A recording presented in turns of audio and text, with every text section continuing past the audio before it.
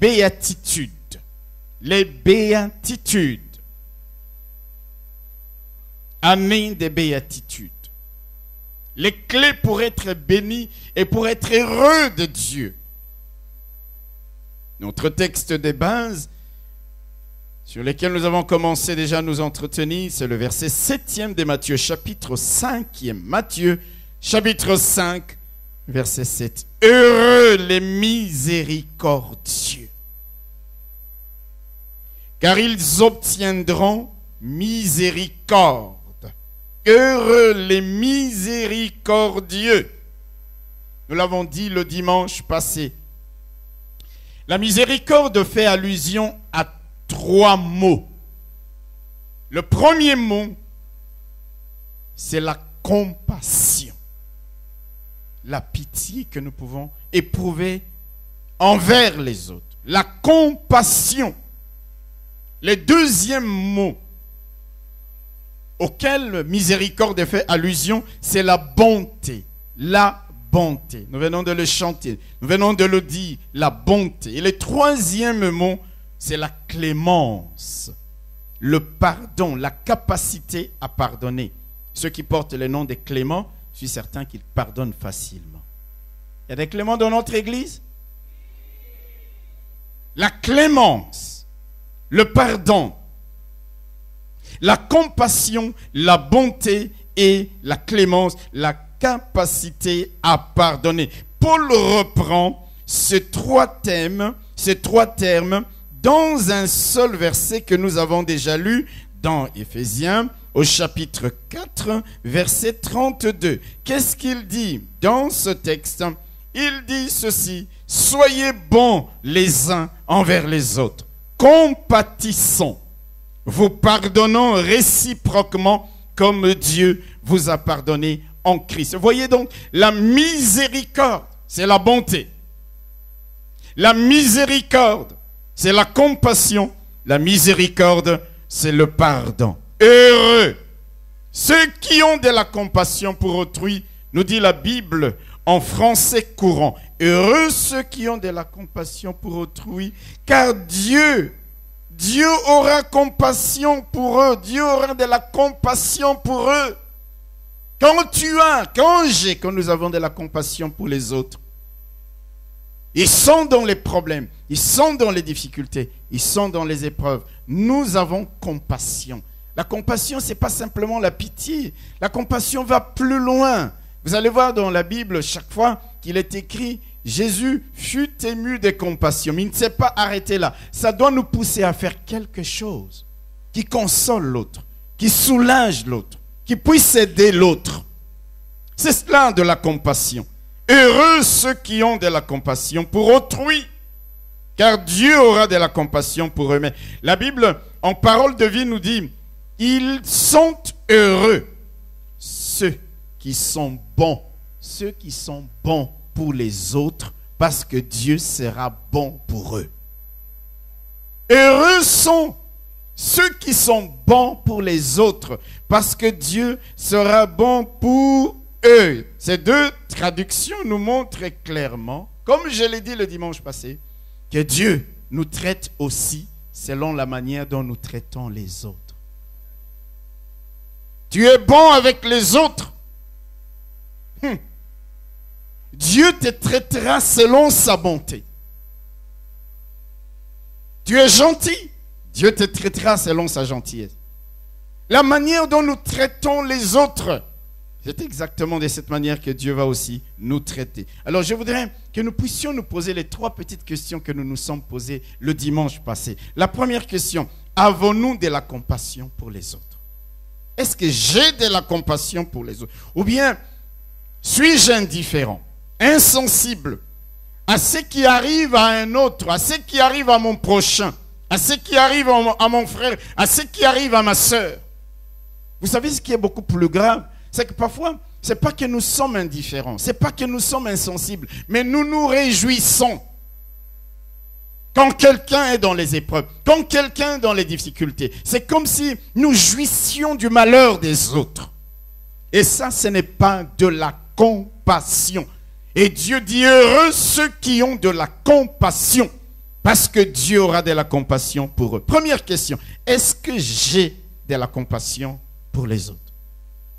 La deuxième petite question est celle-ci. Est-ce que je suis bon envers mon prochain? Sommes-nous bons les uns envers les autres, ou plutôt, sommes-nous méchants avec les autres? Parce que le contraire de la bonté, c'est la méchanceté. Ou bien tu es bon avec les autres, ou bien tu es méchant avec les autres. Et vous savez ce qui est pire encore? C'est que beaucoup d'entre nous, nous sommes méchants gratuitement. Gratuitement. C'est-à-dire parfois, nous sommes méchants même envers des gens qui ne nous ont pas fait du mal. Parfois méchants envers des gens qu'on ne connaît même pas. Mais on est méchants. Et dans le même temps, nous venons devant la face de Dieu pour demander sa faveur et sa grâce. Non, mes bien-aimés frères et sœurs, heureux ceux qui sont bons envers les autres, car Dieu sera bon avec eux. La troisième et dernière petite question que nous pouvons nous poser, c'est celle-ci. Sommes-nous disposés à pardonner le mal que les autres nous ont fait? Est-ce que nous sommes disposés? Vous savez, mes bien-aimés frères et sœurs, mes chers amis, la plupart d'entre nous, nos cœurs sont remplis d'amertume, de ressentiment. Nos cœurs sont remplis de rancune, d'amertume, de ressentiment, de haine, de jalousie, d'esprit de vengeance. Mais Dieu nous demande de pardonner. Tout à l'heure, je vous le dirai, pardonner n'est pas facile. Pardonner n'est pas banal. Il y a des gens, quand tu lui parles de ton problème, ils te disent, oh mais mon frère, il faut pardonner, comme si ça coulait de soi. Sans qu'ils sachent ce que tu as subi, ce que tu as vécu, ce que tu as connu, la blessure qui t'a été infligée. Ils croient que, oui, ça doit couler de soi. Ce n'est pas facile, je vous dis. Pardonner n'est pas facile. Et pourtant, le Seigneur nous dit que si nous voulons être heureux, que si nous voulons être bénis, nous devons avoir de la clémence vis-à-vis des autres. Nous devons apprendre à pardonner les autres le mal qu'ils nous ont fait, sans nourrir un esprit de vengeance, sans nourrir de la haine.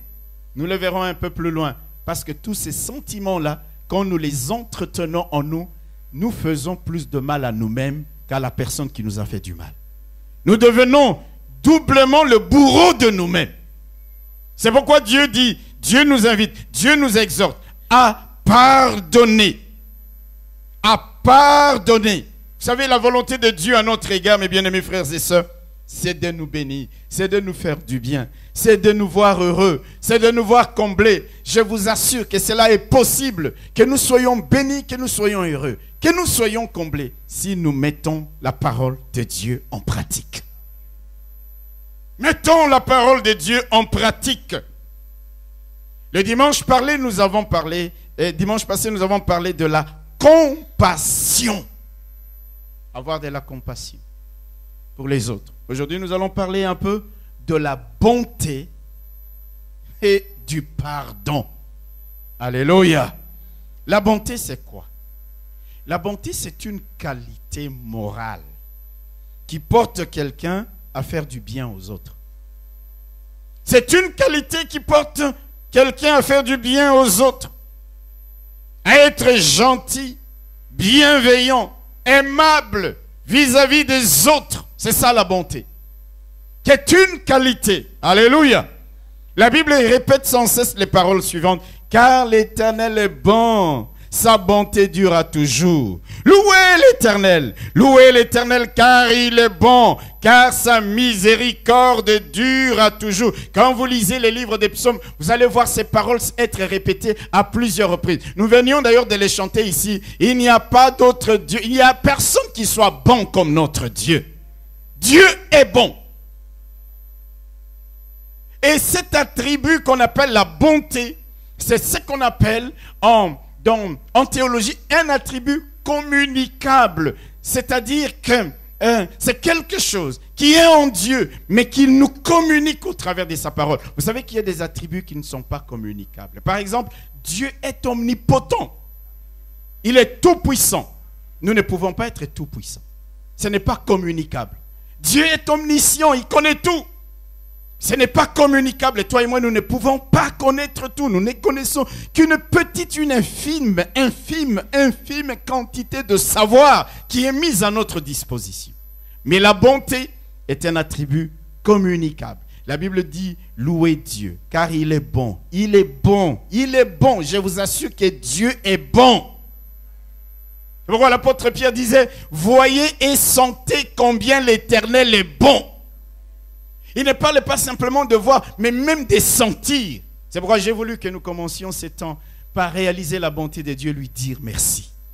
Combien parmi nous ici, dans certaines situations, nous avons complètement perdu espoir. Nous désespérions. Nous avions vu notre mort comme étant certaine. Mais par la grâce de Dieu, Dieu a été bon envers nous. Alléluia. Dieu est bon. Et il est bon pour nous. Et il dit, soyez bons les uns envers les autres. Faites du bien à vos frères et sœurs. Et surtout à ceux qui sont dans la foi. Il fait Galates chapitre 6 verset 10. Il dit, faites du bien surtout à ceux qui partagent votre foi. En d'autres termes, même si nous faisions du bien aux païens, le plus grand bien que nous devrions faire, ce serait aux frères et aux sœurs. À ceux qui partagent la même foi que nous. Mais qu'est-ce que nous voyons aujourd'hui dans nos églises? Nous avons des ennemis partout. Alléluia. Parfois, nous n'avons même pas des ennemis parmi les païens, mais nous les en avons en quantité industrielle parmi nos frères et sœurs. Nous préférons faire du bien à tout le monde, sauf à ceux qui sont dans la même foi que nous. Si nous voulons voir Dieu nous traiter selon sa bonté, soyons aussi bons les uns envers les autres. Parce qu'il est dit dans 2 Samuel, avec celui qui est bon, tu te montres bon. Frères et sœurs, le contraire de la bonté, je l'ai dit, c'est quoi? C'est la méchanceté. Vous savez ce que ça veut dire que la méchanceté? Méchanceté, ça veut dire faire délibérément, gratuitement du mal à quelqu'un. De façon ouverte, de façon agressive, de façon sournoise et subtile, cachée. Chercher à nuire à autrui par tous les moyens. C'est ça de la méchanceté. Alléluia. Un homme qui est méchant, une femme qui est méchante, c'est un homme cruel. Il est cruel. Il est dur. Il est malfaisant. Il est malveillant. Il est haineux. Il est mauvais. Il est malin. Même s'il te sourit. Quand dans son cœur il est méchant, il n'y a que de la malveillance. Parfois, si on avait des lunettes pour déchiffrer les souris de certaines personnes, on verrait comme au microscope la malveillance. Et pourtant, il te sourit. On verrait de la malfaisance. Pourtant, il est gentil. Il te dit, shalom, mon frère. Le contraire de la bonté, c'est ça. C'est de la méchanceté. C'est pas la méchanceté que certaines personnes répandent des faussetés et des calomnies sur les autres. Hello! Il y a des gens, ils ne connaissent ni la Genèse, ni l'Apocalypse d'une histoire. Est-ce que je parle à quelqu'un? Mais quand il parle, il est en train de répandre des calomnies et des faussetés sur quelqu'un d'autre. C'est de la méchanceté. Alléluia. C'est par la méchanceté, mes bien-aimés frères et sœurs, que certaines personnes ne cherchent qu'à créer des problèmes aux autres. C'est par la méchanceté que certaines autres personnes ne cherchent qu'à combattre les autres. Combattre les autres. C'est comme si, en les combattant, il va être béni. En les combattant, il va empêcher Dieu de le bénir. Par méchanceté. Heureux ceux qui sont bons, car Dieu les traitera selon sa bonté. Alléluia. C'est pas la méchanceté que d'autres personnes cherchent à mettre les bâtons dans les roues des autres, même là où tu peux progresser, même là où tu peux aller loin. Lui, par méchanceté, il va par tous les moyens chercher à te combattre, à mettre les bâtons dans les roues, à salir ta réputation, à te critiquer. Oh là là là là là là. Souvent quand je vois quelqu'un me critiquer, parler du mal de moi, je me réjouis. J'ai dit, c'est un ouvrier.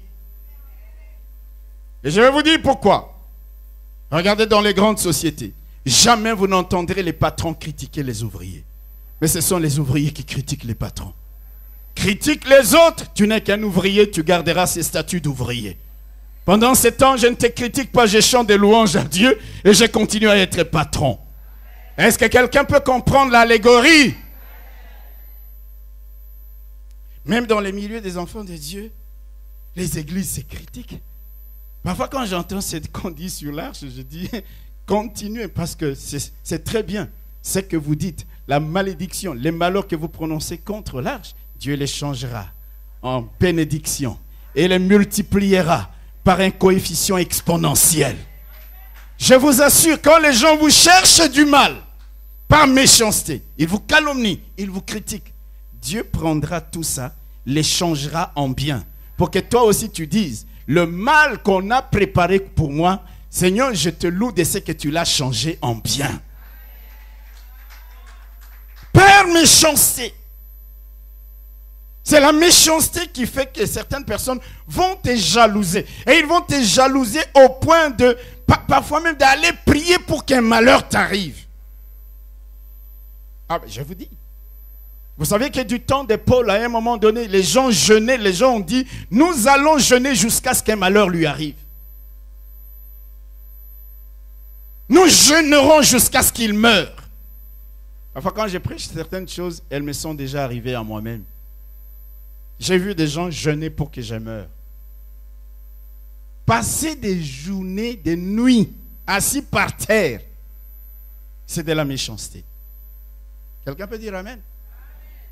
C'est gratuit. Mais nous sommes à l'église. Nous sommes appelés peuple de Dieu. Mes frères et sœurs, je vais vous dire une chose. Si Dieu ne nous ouvre pas le ciel pour nous bénir, tous nos efforts seront vains. Tu peux progresser aujourd'hui. Tu commences à te pavaner, à te fanfaronner, à montrer à tout le monde que tu es, que tu vaux, que tu es, que tu pèses. Au bout d'un instant, ah, alléluia, c'est comme Hérode qui a commencé à haranguer la foule et a dit n'importe quoi. Vous savez, il n'était pas mort que déjà, il y avait des vers en lui. Il commençait à pourrir parce qu'il n'avait pas donné gloire à Dieu. C'est pourquoi dans ta vie, donne gloire à Dieu. Quel que soit le niveau, Dieu t'élèvera. Dieu te conduira. Apprends à donner gloire à Dieu. Et donner gloire à Dieu, ça veut dire aussi considérer les autres qui n'ont pas encore été bénis comme toi et les voir grands comme Dieu les voit, les respecter comme Dieu les respecte, les aimer comme Dieu les aime. Vous savez, il y a des gens, quand il est tellement béni, ils commencent à voir les autres comme si c'était des petites fourmis à écraser. Hello? Rendre gloire à Dieu. La méchanceté va pousser certaines personnes à opposer les gens. Il va là-bas, dans l'église, parfois, il va ici. Tu sais, la sœur telle a dit ça, ça, ça. Tu sais, la sœur telle, vous opposez. Même dans la famille. La méchanceté, tu gagnes quoi? Qu'est-ce que tu gagnes? Franchement, si on gagnait quelque chose, ben, je crois que je fonderai une faculté de la méchanceté. En tant que psychologue, je vous montrerai comment on peut être méchant aussi. Mais on ne gagne rien. Dites amen. On ne gagne rien à être méchant, à diviser les gens, à aller comploter contre les autres pour salir leur réputation, pour détruire leur famille, pour chercher à faire souffrir. Souvent je dis, je peux me tromper, mais j'ai dit la méchanceté est la sœur de la sorcellerie. Une méchanceté gratuite. Hello. La méchanceté, c'est la sœur de la sorcellerie. Et le pire dans tout cela, c'est que les églises sont pleines de méchants. Des méchants.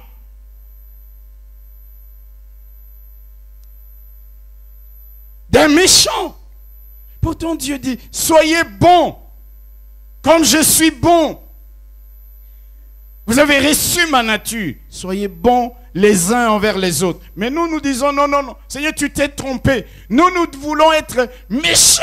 Méchants. Il y a des gens qui sont gratuitement méchants. Hier, j'étais dans un tram. Vous savez, moi, j'aime les trams. Toujours, il y a une personne qui m'a rencontré dans les trams. Parce que moi, j'aime les trams. Moi, je n'aime pas conduire. Je me fatigue quand je conduis vite. Je suis tout le temps dans les trams. Alléluia. Il y a quelqu'un qui s'est assis. Vous voyez les places, la double. Et il y a une personne qui est venue. Il n'y avait pas de place qui voulait s'asseoir. Mais il s'était assis en prenant une place et demie. Et la personne qui est venue pour ne pas chercher des problèmes, parce que c'était tellement sérieux, je ne sais pas quel événement il y avait à Sport Palace. Le monsieur s'est assis sur la moitié là qui était réservée. J'avais presque envie de dire à ce type, qu'est-ce que ça te coûte de te mettre à ta place pour libérer la moitié de la place que tu occupes? Vous appelez ça quoi? C'est de la méchanceté. C'est de la méchanceté. Bien-aimés frères et sœurs, on dirait que la méchanceté, même dans l'église, est devenue la norme. C'est devenu l'étalon. C'est devenu la référence. C'est devenu la mesure par rapport à laquelle on se mesure pour dire je suis quelqu'un. Il faut être méchant. Une de mes filles me disait, une grande personne qui me dit souvent, papa, tu sais, je suis surpris par la bonté. La première fois qu'elle m'avait dit ça, je n'avais pas compris. Je dis, comment ça tu es surprise par la bonté? Il dit, mais les gens sont devenus tellement méchants. La méchanceté est devenue monnaie courante, la vie de tous les jours, que quand quelqu'un est bon, tu te demandes s'il n'y a pas quelque chose de caché derrière tout ça.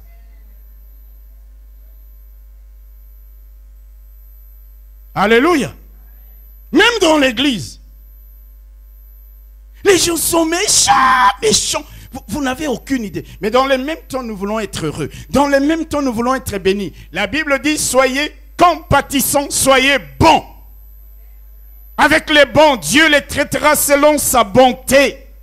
Être bon, mes bien-aimés frères et sœurs, soyons bons les uns envers les autres. C'est aussi cela, être miséricordieux. Je le répète, la Bible dit, heureux ceux qui sont bons pour les autres, parce que Dieu sera bon pour eux. La méchanceté ne paye pas, ni de la part des hommes, ni de la part de Dieu.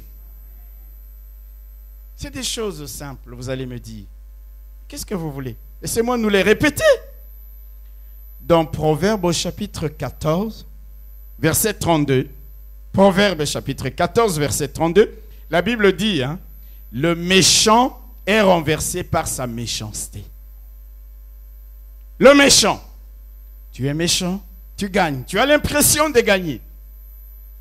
Tu seras renversé par ta méchanceté. Il y a un texte que j'aime bien dans le livre de Nahum, le prophète Nahum. Quelqu'un pourrait même dire Nahum. C'est pas grave. Alléluia. Dans le livre de Nahum,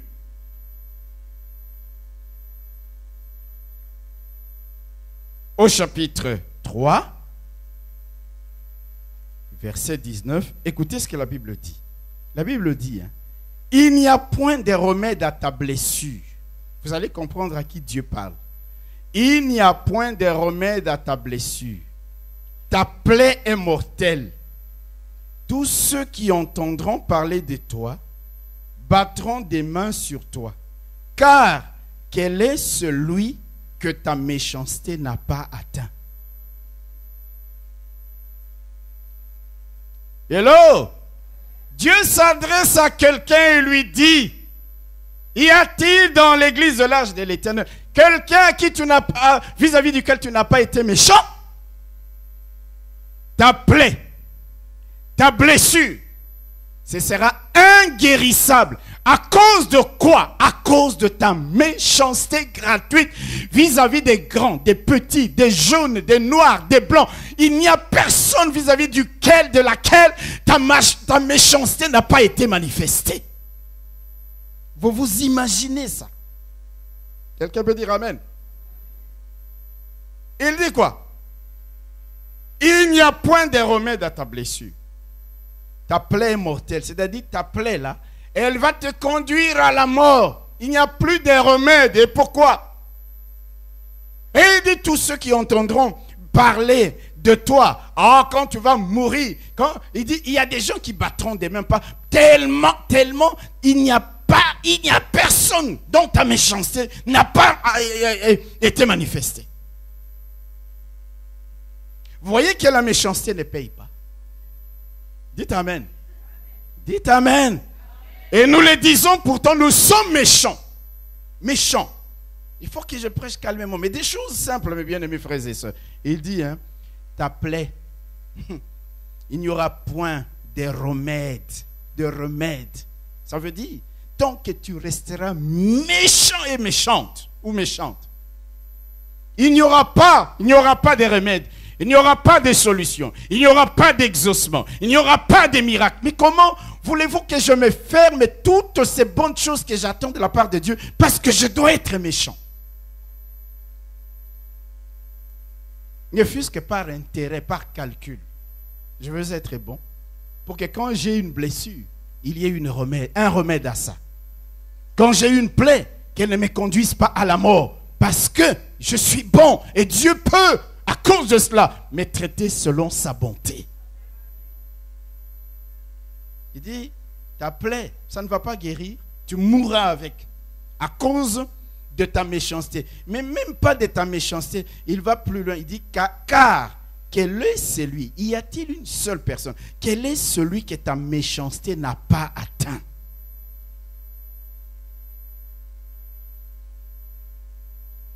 Tous ceux qui ont été en contact avec toi ont subi des actes, des paroles, des faits, des gestes de méchanceté. Tous. Il dit, c'est à cause de ça que ta plaie ne guérira pas.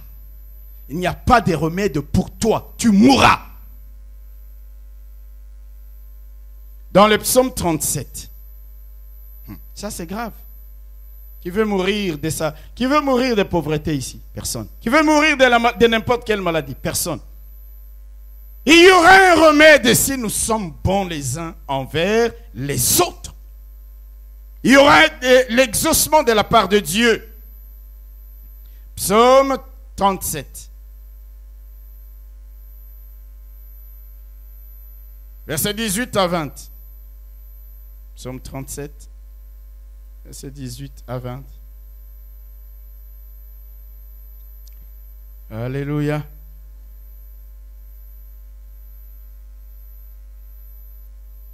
Il dit ceci. L'Éternel connaît les jours des hommes intègres.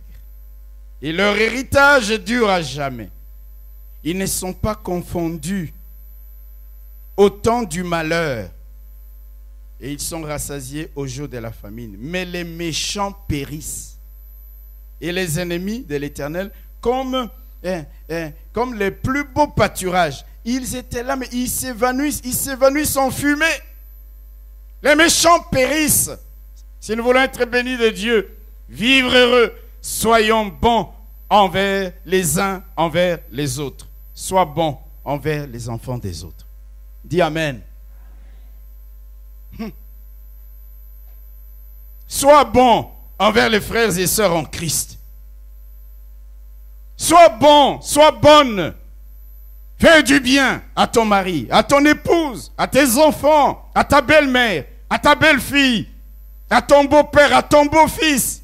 Fais du bien, sois bon, sois bonne. Et là, quand tu as épousé cet homme, tu ne l'as pas épousé que lui, tu as épousé aussi toute la famille. Tu es juste bien avec lui, juste bien avec elle, mais tout le monde dans la famille, tu es méchant avec. Ta belle-mère, oh là là, c'est une ennemie jurée, mortelle. ton beau-père, ta belle-fille. Vous savez qu'il y a des gens qui n'ont rien compris. Son fils se marie, mais c'est lui qui continue à faire la loi dans le foyer de son fils. Quand maman a dit, le garçon rentre chez lui dire à sa femme, chérie, maman a dit. Et quand vous regardez bien, vous allez voir des mamans ou des papas comme ça. Ce qu'il dit, ce n'est pas de bonnes choses. Fais attention à cette femme, hein? Je ne vois pas clair. La méchanceté est sœur de la sorcellerie.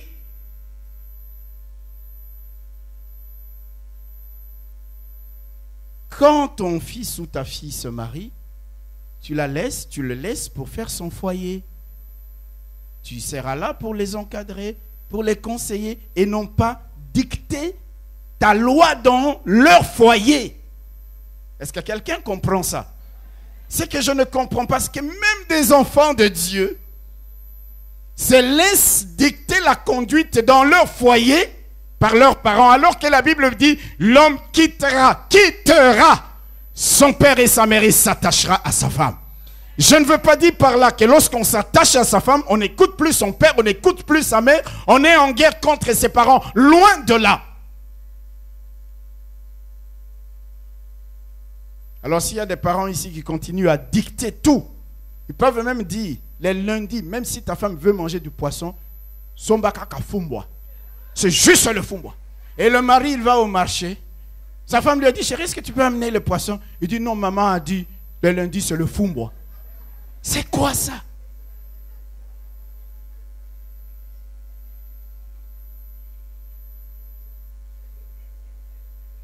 Et alors, non mais soyons sérieux.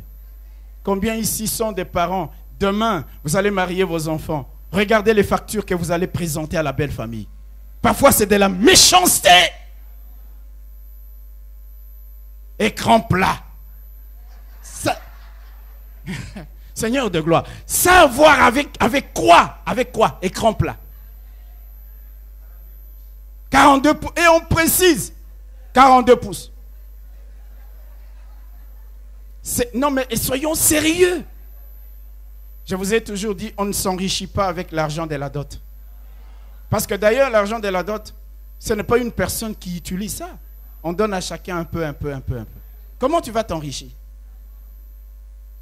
Mais la méchanceté est là. Oh, ce jeune homme, il est en Europe. Il a acheté une maison. Il est ceci, il est cela. Et on fait des choses par méchanceté. Et là, tout comme aussi par méchanceté, il y a des gens, quand il vient épouser la fille de quelqu'un d'autre, même quand vous avez demandé $500, il amène $100, il commence à discuter sur ça. Mes frères, il faut valoriser la femme que tu épouses. Alléluia. On me demande $500, mais je donne 1000. Mais dites Amen. Hey. Alléluia. Mais c'est ça, Jacob. Jacob a travaillé 7 ans pour avoir Rachel, n'est-ce pas? 7 ans, vous vous imaginez, 7 ans pendant lesquels on ne te donne rien. Mais tu aimes une femme. Et tu dis 7 ans, c'est rien. Il y a des gens qui n'ont pas encore compris la valeur de la femme.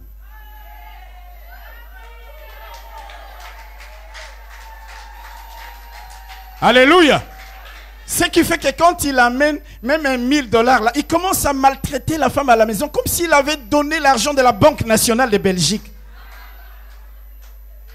Jacob a travaillé 7 ans. Écoutez-moi bien. Non, c'est le cœur. Quand le cœur est bon, hein, vous avez une autre manière de voir les choses. La perspective change. Il travaille pendant 7 ans, sans salaire. Et le jour où il doit prendre Rachel, on lui dit non. Ici, la tradition, la petite soeur ne peut pas être mariée avant la grande soeur. On te donne la grande soeur. Mais si tu veux vraiment la petite, travaille encore 7 ans. 14 ans. 14 ans. Pour avoir la femme qu'il aimait. Alléluia. Alléluia. Vous croyez qu'une personne qui a travaillé 14 ans pour avoir la femme qu'il aimait va la malmener à la maison? Ici, c'est aussi, écoutez-moi bien, jeune fille, parce que lorsqu'un voyou te drague dans la rue, tu lui dis, oui, c'est mon mari, c'est l'homme de ma vie. Il m'aime. Tu n'as rien encore compris. Et ce voyou-là va commencer à te frapper. Ton père ne t'a jamais frappé. Mais lui, il se permettra tout. Pourquoi? Parce que tu ne t'es pas donné la valeur. Tu n'as pas compris. Tu es comme Méphibosheth. David lui dit, viens manger à ma table. Il dit, comment tu peux me faire un tel privilège, moi qui suis un chien battu, un chien mort? Non, écoute, tu dois te voir comme le roi de rois te voit. Si tu es juste digne de manger à sa table, que tu sois perclus des pieds, que tu sois chétive, que tu sois noir, que tu sois pas instruite ou instruit, qu'importe, Dieu te juge avec la valeur du sang de l'agneau, du sang de son fils. Et quand tu as compris ça, tu ne peux pas te retourner parce qu'il y a un voyou qui siffle après toi. Je parle à quelqu'un. Je ferme la parenthèse. Revenons à la méchanceté. Hello. La méchanceté. Mes frères, la Bible dit, soyez bons les uns envers les autres. Vous savez, être bon, ce n'est pas simplement que tu commences à distribuer des billets de banque. Parfois, une parole d'encouragement. Une parole d'édification. Je parle à quelqu'un. Une parole peut faire du bien à quelqu'un.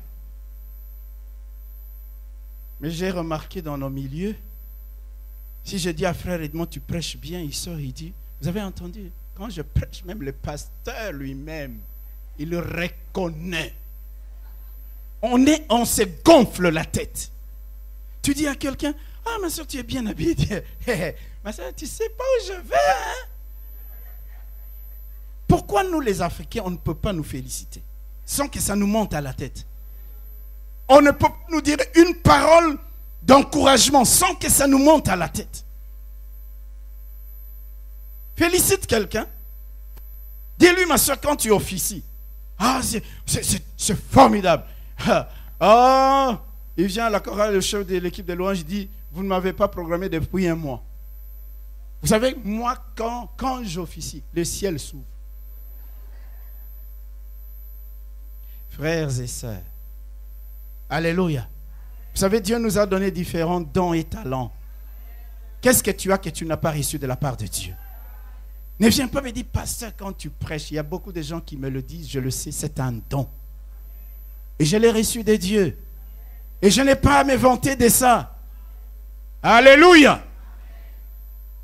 Quand tu as reçu quelque chose de la part de Dieu, tu n'as même pas peur de la, entre guillemets, concurrence. Vous savez, même parfois dans les équipes de louanges comme ça, quelqu'un, le frère Florent chante bien. Les jours, quelqu'un d'autre vient, chante aussi bien. On lui met les cales, on lui met les cales, on lui met les cales. Mais pourquoi? De quoi tu as peur? Est-ce que je parle à quelqu'un? Quelqu'un peut implanter son église à Langue Belle des 15, numéro 33. Nous sommes au 35. Si la moitié de l'église part, elle partira parce que peut-être il est meilleur. Jean-Baptiste a dit, quand ses disciples lui ont fait remarquer que la plupart les quittaient pour aller vers Jésus, il dit, un homme ne peut recevoir que ce qui lui a été donné du ciel. Tu n'as pas à avoir peur. Ce que tu as reçu du ciel restera pour toi. Personne ne pourra le prendre. Tu n'as pas à paniquer, tu n'as pas peur de la concurrence, tu n'as pas peur de quoi que ce soit, parce que ce que tu as reçu, tu l'as reçu de Dieu.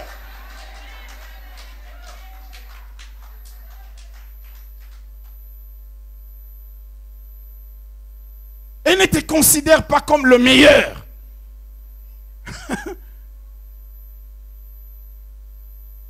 Un jour, je disais à quelqu'un en Afrique, il y a plusieurs années, je lui ai dit, vous savez, vous ici, vous priez parfois parce que vous n'avez pas à manger. Parce que vous ne savez pas comment vous allez vous déplacer. Parce que vous ne savez pas comment vous allez vous habiller. Et vous nous voyez, nous en Europe, parce que leur mentalité, nous on ne prie pas. Nous on ne connaît pas Dieu. Nous on ne sait pas prêcher. Nous on n'est rien. Je leur ai dit, mais attention, nous prions alors que ma garde-robe est fournie. Je prie alors qu'il y a du lait, du fromage, des jambons, de la charcuterie au frigo. Je prie alors que j'ai une voiture pour aller à l'église. Je prie. Donc ce n'est plus lié à. Mais c'est lié au fait que j'ai compris que sans Dieu, je ne peux rien. Alléluia. Alors ne viens pas me donner l'impression que tu es meilleur que nous en Europe, on ne prie pas. Que nous en Europe, on ne sait pas ça, on ne sait pas ci, on ne sait pas ça. Non! Je lui dis, vous vous trompez parfois.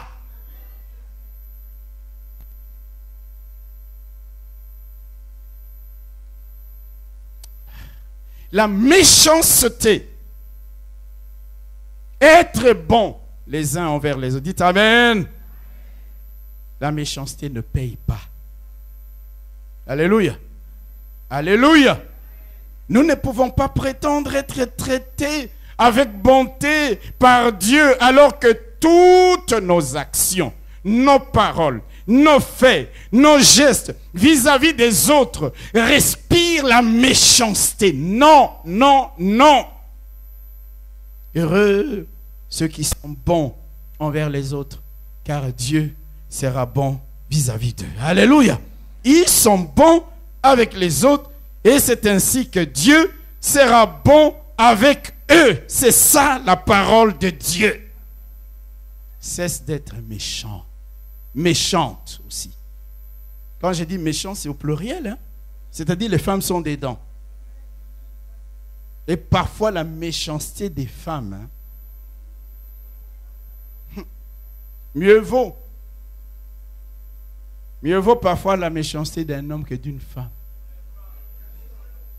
Dans mon village, on a toujours dit, hein, quand un sorcier t'ensorcelle, c'est pas très grave. Il peut à un moment donné faire un faux pas et dire je laisse tomber. Mais quand c'est une sorcière, elle est assise dessus, des jours comme de nuit, jusqu'à ce qu'un malheur t'arrive. Alors quand je parle de la méchanceté, hello, je ne parle pas que des hommes, je parle aussi des femmes. Il y a des femmes qui sont méchantes à mourir, comme des orties. Parce qu'en bon français, on dit méchant comme une ortie. Ou méchante comme une ortie. Une ortie, c'est une plante que vous voyez quelque part. Dès que vous vous frottez à cette plante-là, vous avez l'impression que des milliers de serpents vous piquent. Soyons bons les uns envers les autres. Et Dieu nous traitera selon sa bonté. Quelqu'un peut dire Amen. Troisième composante, c'est le pardon. La clémence. Pour être heureux, pour être béni de Dieu, nous sommes appelés à rejeter. Là, je vais prêcher doucement. À rejeter les ressentiments, l'amertume, la haine, la vengeance, l'animosité. Nous sommes appelés à pardonner. Vous savez pourquoi? Parce que nous ne sommes pas parfaits nous-mêmes.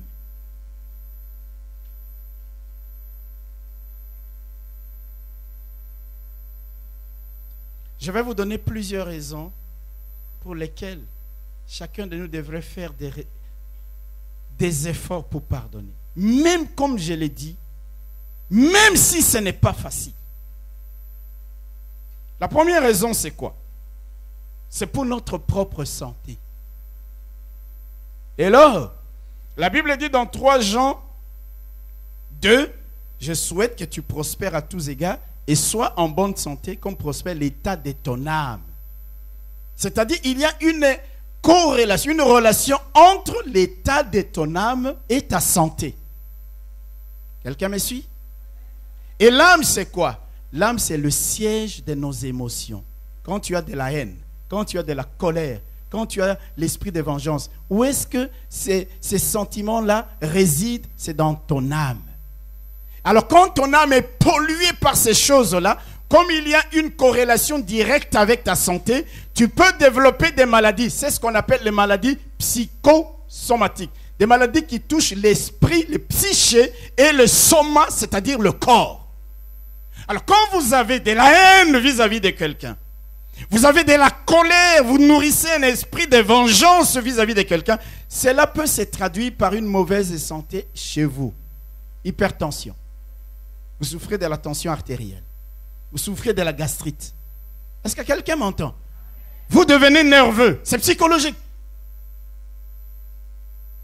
Donc, tellement vous êtes sur ces choses-là, ces sentiments-là, ton âme, parce qu'il y a une corrélation directe entre l'état de ton âme et l'état de ta santé.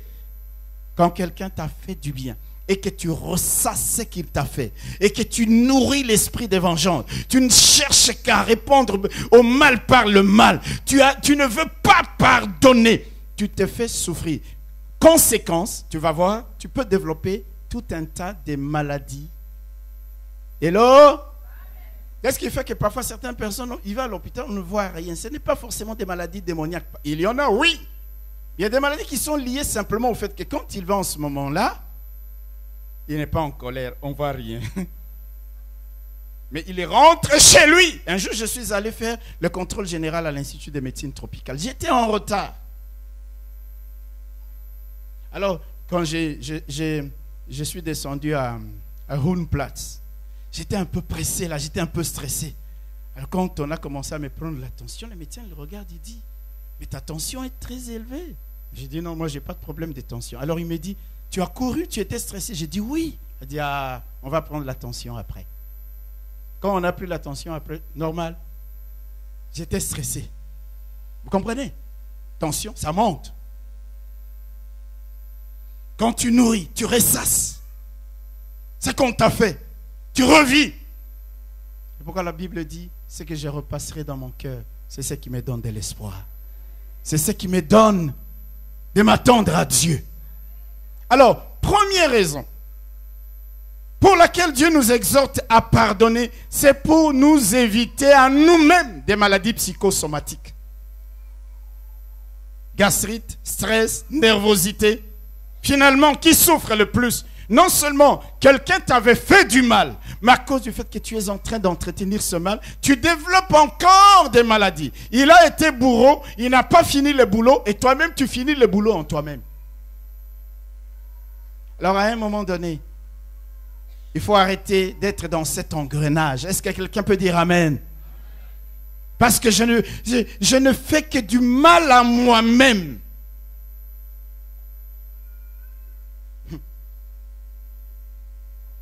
Je souffre beaucoup plus. Et vous savez, parfois, pendant ce temps, la personne qui t'a fait du mal est en train de vivre joyeusement. Hein? Joyeusement. Il est dans tous les bars d'Anvers. Et quand il sort, c'est comme s'il était le boss. Et toi, quand tu les vois,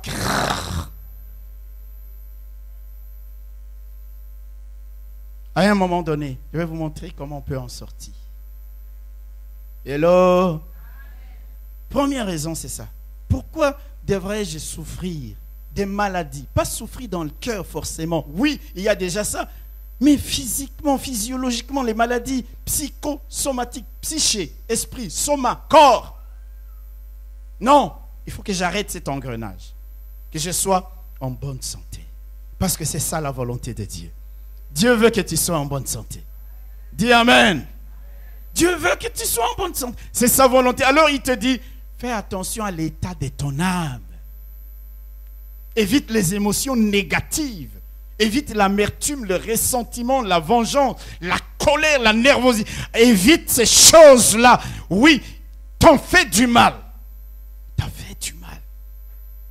Et tu évites ça. Deuxième raison pour laquelle Dieu nous appelle aussi à pardonner. Alléluia. C'est pour que Dieu nous pardonne aussi nos péchés et nos fautes. Les disciples, quand le Seigneur leur a prié, il leur a dit, voici comment vous devez prier. Pardonne-nous aussi nos offenses. Matthieu chapitre 6, verset 12. Pardonne-nous aussi nos offenses, comme nous pardonnons, n'est-ce pas? Alléluia. À ceux qui nous ont offensés, à ceux qui nous ont fait du mal. Pardonne-nous, Matthieu chapitre 6, verset 12. pardonne-nous, Seigneur, nos offenses, comme nous pardonnons à ceux qui nous ont offensés. Ça veut dire que si nous ne pardonnons pas, Dieu ne va pas nous pardonner. D'ailleurs, il est dit clairement à partir du verset 14, il dit, si vous pardonnez aux hommes leurs offenses, toujours Matthieu chapitre 6 à partir du verset 14, si vous pardonnez aux hommes leurs offenses, votre Père Céleste vous pardonnera aussi. Mais si vous ne pardonnez pas aux hommes, votre Père ne vous pardonnera pas non plus vos offenses. Amen. Quand nous allons prier pour demander à Dieu de nous bénir, souvent nous disons, Seigneur, pardonne-moi, pardonne-moi, parce que nous savons que nos péchés peuvent être une barrière. Maintenant, Dieu nous pardonne. Il n'y a personne ici qui soit parfaite. Dieu nous pardonne. Alors quand on nous fait du mal, Dieu dit, pardonne aussi. Comme moi je te pardonne, toi aussi, pardonne. Si tu ne pardonnes pas, moi non plus je ne vais pas pardonner tes offenses. La seule personne à qui je recommande de ne pas pardonner, écoutez-moi bien, la seule personne, ce qui est exception, la seule personne qui ne doit pas pardonner. Est-ce que vous me suivez? Je vais vous donner son nom. C'est la personne qui est parfaite. Qui est parfaite. Qui ne fait de mal à même pas une mouche. Est-ce que vous trouvez cette personne-là sur cette terre? Il n'y en a pas. Donc nous tous, nous sommes dedans. Si tu es parfait, je te donne l'autorisation épiscopale de ne pas pardonner. Épiscopal, c'est pour les bishops, on dit épiscopal. Papal, c'est pour les papes. Et là, si tu es parfait, tu ne fais de mal à personne. Tu ne dis rien de mal. Tu ne fais rien de mal. Alors là, tu peux ne pas pardonner quand on te fait du mal. Mais le problème, la réalité, c'est que nous tous, nous faisons du mal d'une manière ou d'une autre. Parfois même d'une manière inconsciente.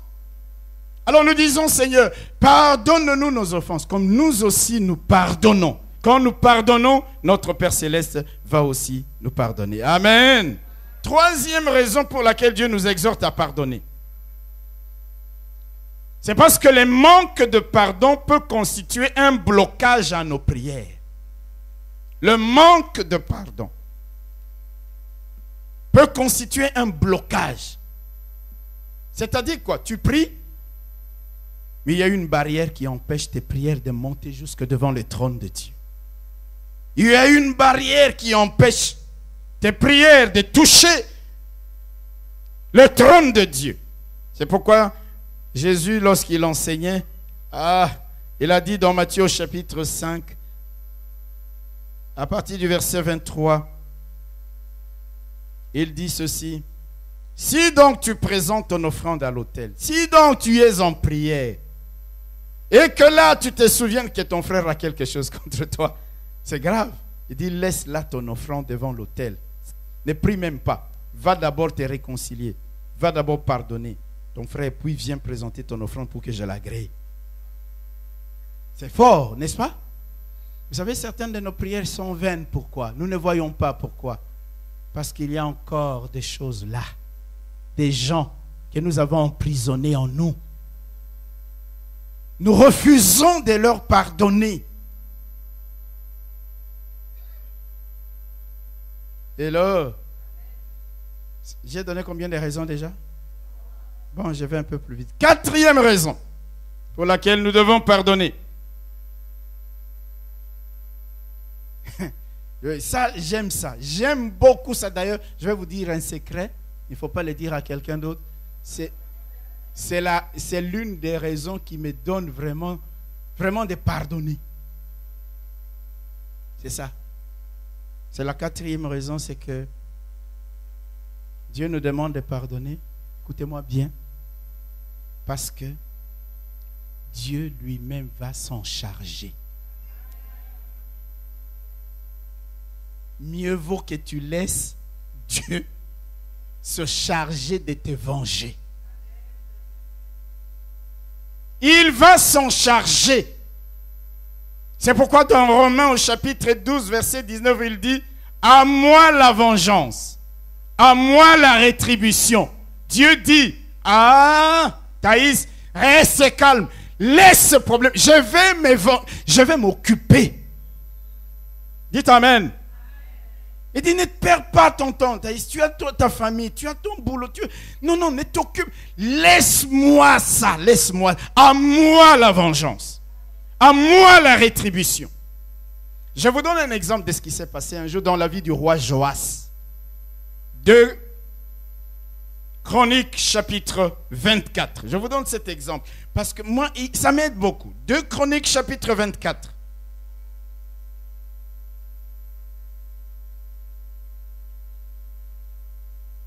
Alléluia. À partir du verset 22, si vous pouvez nous projeter ça rapidement. 2 Chroniques chapitre 24, à partir du verset 22. Le roi Joas avait signé une alliance avec un homme appelé Jéhojada pour se faire du bien. Il dit, on se fera toujours du bien. Alléluia. Et Jéhojada avait plusieurs enfants, dont un enfant appelé Zacharie. Alors écoutez ce qui s'est passé. Le roi Joas ne se souvint pas de la bienveillance qu'avait eue pour lui Jéhojada, père de Zacharie. Joas avait un jour eu on ne sait quel genre de problème. Mais comme ils étaient dans une espèce d'alliance, Jéhojada fait au roi Joas tellement de bien. Mais, messieurs, il monte sur le trône, il oublie la bienveillance que Jéhojada avait exercée vis-à-vis de lui, le papa de Zacharie. Et qu'est-ce qu'il fait? Il fit périr son fils Zacharie. Il est venu un jour, il prend Zacharie, le fils de Jéhojada qui lui avait fait tellement de bien. Il l'amène à l'échafaud. Et Zacharie, ce garçon-là, avant de mourir, il dit que l'Éternel le voit et qu'il fasse justice. C'est tout ce qu'il a dit avant de mourir. Que l'Éternel voit ce que tu es en train de me faire et qu'il fasse justice. Souvent, c'est comme ça que je prie. J'ai dit, Seigneur, je ne vais pas me venger. Ça ne sert à rien de nourrir ça. Vois. Ouvre tes yeux, vois. Et fais-moi justice. Écoutez ce qui est arrivé maintenant. Quand l'année fut révolue, à la fin de l'année, l'armée des Syriens monta contre Joas. Écoutez bien maintenant. Dieu, quand il dit à moi la vengeance, quand l'année fut révolue, l'armée des Syriens monta contre Joas et vint en Juda et à Jérusalem. Ils tuèrent parmi le peuple tous les chefs du peuple et ils envoyèrent au roi Damas tout leur butin. On continue. L'armée des Syriens arriva avec un petit nombre d'hommes. Un petit nombre d'hommes. Et cependant, l'Éternel livra entre leurs mains une armée très considérable parce qu'il l'avait abandonné. Vous comprenez ce que ça veut dire? Dieu, il a vu l'injustice. Il dit, maintenant je vais venger Zacharie. Je vais venger Jéhojada. Dieu envoie, suscite l'armée de Syrie pour venir attaquer Joas. Une petite troupe. Mais comme c'est Dieu qui était en train de se venger, la petite armée des Syriens va écraser l'armée du roi Joas. Vous me suivez? Ils vont tuer tous les chefs du peuple, ils vont prendre les butins, ils vont ramener chez eux. Mais ça ne suffit pas. On dit l'armée des Syriens arriva avec un petit nombre, et cependant l'Éternel livra entre leurs mains une armée très considérable. Ça c'est l'armée de Joas. Parce qu'ils avaient abandonné l'Éternel, le Dieu de leur père, et les Syriens firent justice de Joas. Écoutez ce qu'ils ont fait. Lorsqu'ils se furent éloignés de lui, quand on dit firent justice de Joas, c'est 3 ou 4 mots. C'est-à-dire, ils ont malmené, ils ont battu, ils ont laissé Joas dans des souffrances terribles. C'est pourquoi le verset 25 précise un peu, en disant, lorsqu'ils se furent éloignés de lui, après l'avoir laissé dans des grandes souffrances. Ses serviteurs, les serviteurs de qui? De Joas, complotèrent, conspirèrent contre lui à cause du sang des fils du sacrificateur Jéhojada. Il est tueur sur son lit et il mourut. On l'enterra dans la ville de David, mais on ne l'enterra pas dans les sépulcres de rois. Il était roi. Mais quand on l'a tué, on l'a enterré comme un citoyen ordinaire. On ne l'a pas enterré dans les sépulcres réservés aux rois. Tout ça est arrivé pourquoi? Parce que Dieu était en train de venger. Zacharie a dit, Seigneur, ouvre tes yeux, vois et fais-moi justice. C'était tout. Quand Dieu dit, frère, à moi la vengeance, quand la vengeance de Dieu s'exerce, il y aura des souffrances, il y aura même la mort. Quand la vengeance de Dieu s'exerce, c'est pourquoi quand tu es sincère, tu dis, Seigneur, Seigneur, vois. Vois et venge-moi. Parce que tu as dit à moi la vengeance. Vous voyez ce roi, on tue tous ses chefs. On prend les butins, c'est-à-dire tout ce qu'il y avait comme trésor dans son royaume. Allez, en Syrie. Et on continue. Une petite armée qui écrase son armée. Et ça ne suffit pas. Alléluia. Alléluia. On lui impose des grandes souffrances. On l'a frappé, on l'a battu, on l'a humilié. On a fait des choses que la Bible ne veut même pas nommer. La Bible les résume en disant des grandes souffrances. À cause de quoi? À cause de Jéhojada. À cause de Zacharie. Les Syriens partent. Alléluia. Et maintenant, qu'est-ce qui se passe? Il y a un groupe de gens qui complotent. On dit, on doit les tuer. Ils viennent et ils les tuent.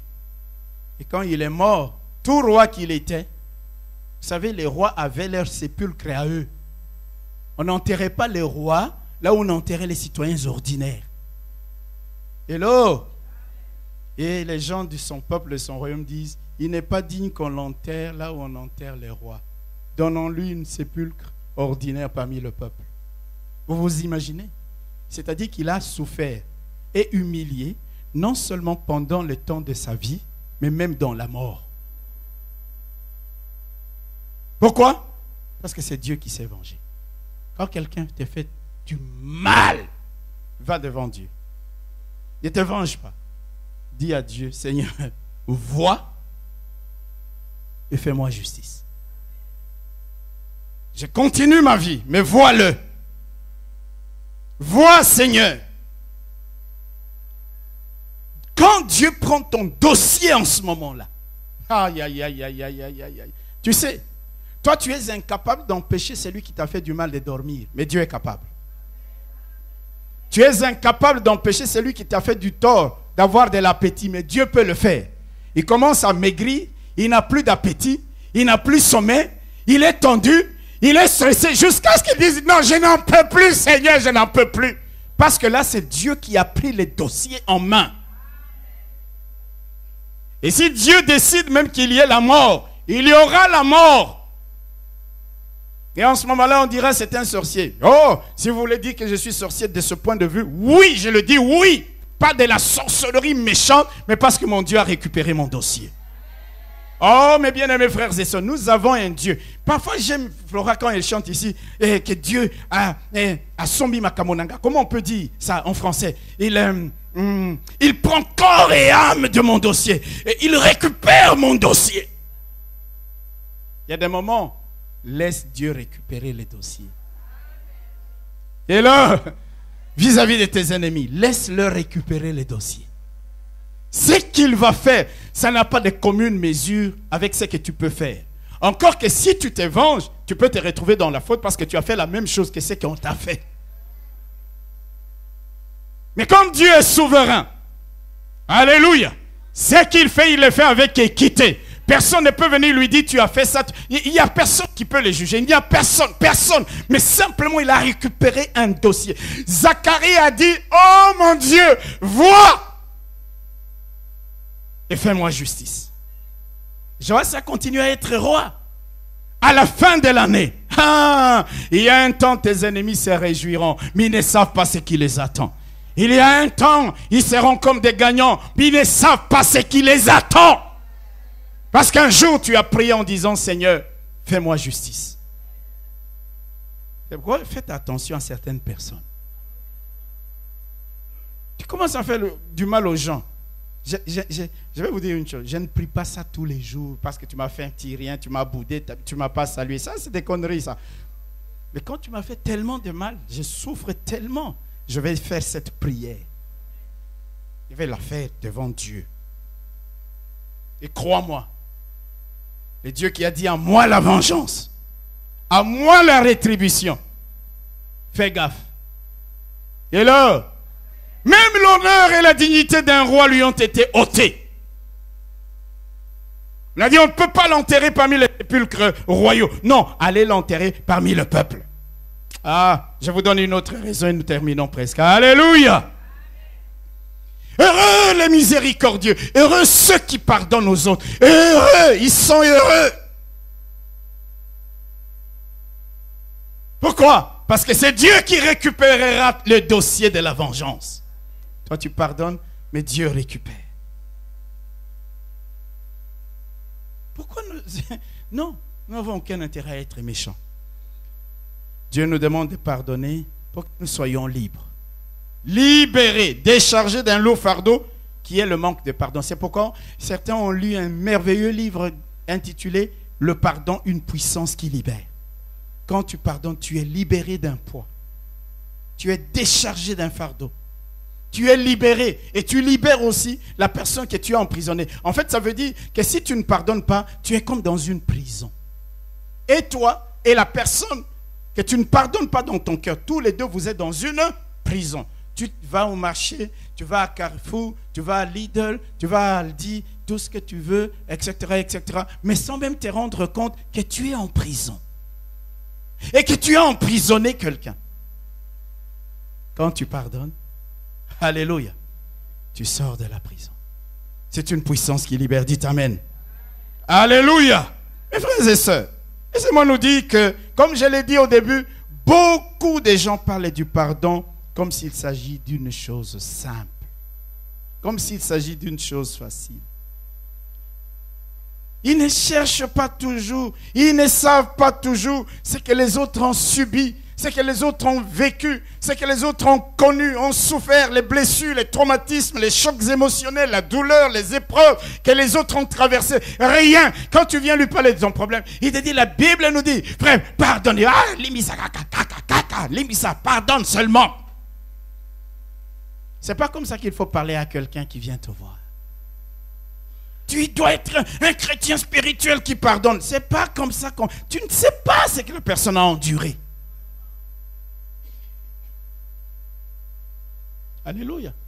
Vous savez, il est facile de parler à la place des autres. C'est comme ça parfois, je vais vous dire, quand vous êtes appelé au ministère, il y a des choses que tu vas vivre et connaître pour que, par l'expérience que tu vas avoir, parce que Dieu va te secourir, tu puisses secourir ceux qui passeront par là. Certaines épreuves de nos vies, Dieu les permet parce qu'il veut nous former et nous donner de l'expérience pour apprendre à secourir d'autres. Quand une jeune fille qui a été abusée vient devant toi, tu peux lui faire plus de mal que ceux qui l'ont abusée simplement parce que tu lui dis « Ah mais c'est pas grave, c'est des choses de la vie ». Tu ne peux pas savoir. C'est pourquoi faisons attention chaque fois dans la relation d'aide. Quand quelqu'un vient te poser son problème, si tu n'as pas l'expérience suffisante, envoie-les chez des personnes qui peuvent l'aider. Ne fais pas semblant de connaître ou de savoir. Parce qu'un mot de toi peut encore accabler la personne plus que le mal qu'on lui a fait. Quelqu'un vient te parler d'un divorce violent où elle était battue ou bien il était battu tous les soirs. Et toi tu lui dis, oh c'est pas grave, eh bien tu vas te trouver un autre mari. C'est pas comme ça. Tu lui dis pardon seulement. C'est pas grave frère. Ah, mets-toi à genoux, c'est pas ça. Le pardon c'est pas facile. Hello. Hello. Il faut souvent prier. Que tu pries et tu dis, Seigneur, j'ai besoin de l'aide du Saint-Esprit. J'ai besoin de la force qui vient du Saint-Esprit. C'est plus dur que moi de pardonner ce bourreau qui a étranglé ma mère. J'ai vu ça. Je ne peux pas lui pardonner. Humainement, je ne peux pas. Mais Seigneur, donne-moi la force. Il faut prier. Donne-moi la consolation. Parce qu'il y a des moments, après tout ce que tu as traversé, Dieu te console. Il te montre sa bonté. Regardez Joseph. Pourquoi il a pas nourri de la haine vis-à-vis de ses frères? Les gens qui l'ont jeté dans un puits, qui ont voulu le tuer, qui l'ont vendu comme esclave, qui l'ont conduit jusqu'en prison. Mais quand Dieu a consolé Joseph, ses frères se retrouvent devant lui. Il dit, mais Dieu m'a déjà consolé. Dieu m'a fait du bien. Ah, ça ne vaut pas la peine de vous tenir rigueur. C'est pourquoi il y a des moments dans ta vie, quand tu regardes finalement ce que Dieu a fait dans l'entretemps, tu dis, Seigneur, je lui pardonne. Tu m'as consolé. Ce que tu as fait me donne de lui pardonner facilement. Ce que tu m'as fait, est-ce que je parle à quelqu'un ce matin?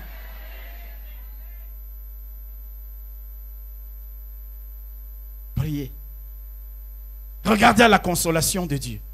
Parce que Dieu va faire quelque chose. Dieu n'est pas injuste. Dieu ne laissera pas cet injuste comme ça. Il y a quelque chose que le Seigneur va faire. Il faut que tu saisisses, que tu vois, que tu comprennes ce qu'il a fait. Comment il t'aura manifesté sa bonté? En ce moment-là, tu vois la bonté de Dieu. Ah, vous savez, il y a des choses, laissez-moi vous le dire, que nos ennemis font. Ils font des faux calculs. Ils croient nous anéantir, mais à cause de ce qu'ils ont fait, nous sommes propulsés vers le haut. Quand tu vois ça, tu dis, Seigneur, merci. Merci Jésus, je leur pardonne parce que sans eux, je ne serais pas à ce niveau-là. Sans eux, je n'aurais pas reçu cette consolation. Ça, c'est rien, Seigneur. Je vous pardonne. Il vient devant toi, il pleurniche. Tu dis non, c'est déjà pardonné. Mais toi, tu sais pourquoi tu as pardonné. Tu as eu la consolation de Dieu.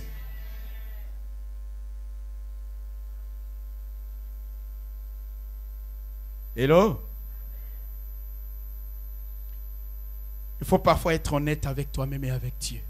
Pour pardonner, ne dis pas, non, le pasteur a parlé du pardon, je vais pardonner. Sois honnête avec toi-même et avec Dieu. Va devant Dieu, tu dis, Seigneur, je suis incapable de pardonner. Je ne peux pas pardonner cette personne. Je ne veux pas être hypocrite avec toi. Je n'ai pas envie. Mais, parce que tu me demandes de le pardonner, alors donne-moi la force. Que ta volonté se fasse. Donne-moi la consolation. Est-ce que je parle à quelqu'un? Je m'engage à pardonner. Ton esprit va m'aider. J'ai vu ce que tu as fait pour moi. Il faut souvent, pour pardonner, penser à tous ces avantages-là. Tout ce que je viens de dire ici, pour éviter la maladie. Parce que Dieu va récupérer ton dossier. Parce que Dieu va te consoler. Quand tu penses à tout ça, le mal qu'on t'a fait, tu commences... Ah, tu as prié pour avoir le soutien du Saint-Esprit. Tu commences quand même petit à petit à guérir, petit à petit à sortir de cet esprit de vengeance parce que tu sais que quelqu'un va s'en occuper. Je parle à quelqu'un. Et à un moment donné, tu vas sentir ce poids partir. À un moment donné, tu vas pardonner. Tu vas même voir la personne qui t'a fait du mal. Tu peux même lui serrer la main que ça ne te dit plus rien. Tellement Dieu a fait des choses. Tellement il y a eu une histoire qui s'est passée dans l'entretemps que lui ne connaît pas. Ah, j'ai une histoire avec Dieu. Est-ce que quelqu'un a une histoire avec Dieu? Après tout ce qu'on t'a fait, il y a des choses que Dieu a faites dans ta vie. Tu dois les voir. Ces choses ont fait mal à tes ennemis parce qu'ils croyaient que tu étais terminé, que tu étais fini, que c'était fini pour toi. Mais c'est déjà une manière pour Dieu de te venger. Hello? Hello? Il y en a qui viendront voir, comme quand Job a été rétabli. Ils viendront chez toi à la maison pour voir si réellement ce qu'ils entendent est vrai.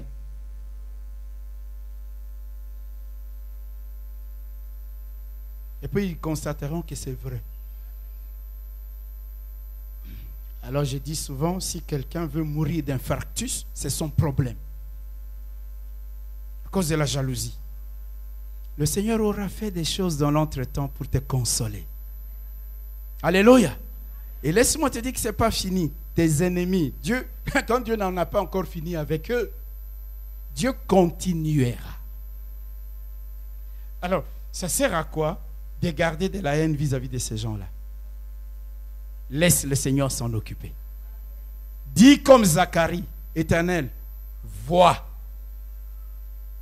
et fais-moi justice. Le Seigneur va s'en occuper. Toi, tu pardonneras et tu seras béni de Dieu. Heureux, alléluia.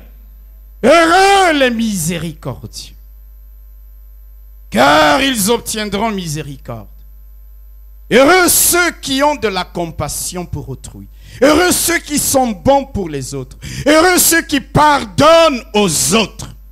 C'est ça, la béatitude. Matthieu chapitre 5, verset 7. La compassion, la bonté et le pardon.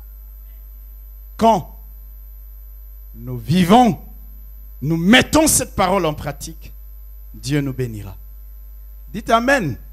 Il faut toujours saisir. Quand on parle de bénédiction, il faut saisir. Dieu nous bénira. Oui, Dieu nous bénira. Et nos ennemis le verront. Ils le verront. Et c'est que Dieu va exercer comme vengeance dans les camps de Joas. Hein? L'opprobre jusque dans la mort. Dans la mort, et la honte te suit. On ne t'enterre pas dans les sépulcres des rois. Parce qu'un jour, Dieu a dit, ce dossier maintenant est à moi. Donne-moi ce dossier. Je voudrais dire à quelqu'un cet après-midi, donne les dossiers du mal qu'on t'a fait à Dieu. Laisse Dieu récupérer ces dossiers. Libère-toi. Fais en sorte que par la puissance de l'Esprit de Dieu, ni l'amertume, ni la vengeance, ni la colère ne t'habitent plus. Donne le dossier à Dieu. Alléluia. Alléluia. Kolo soki bato kotuna ngolu pe bolingono ezali wapi na ko melibanda konganga pe kotatola ete nazali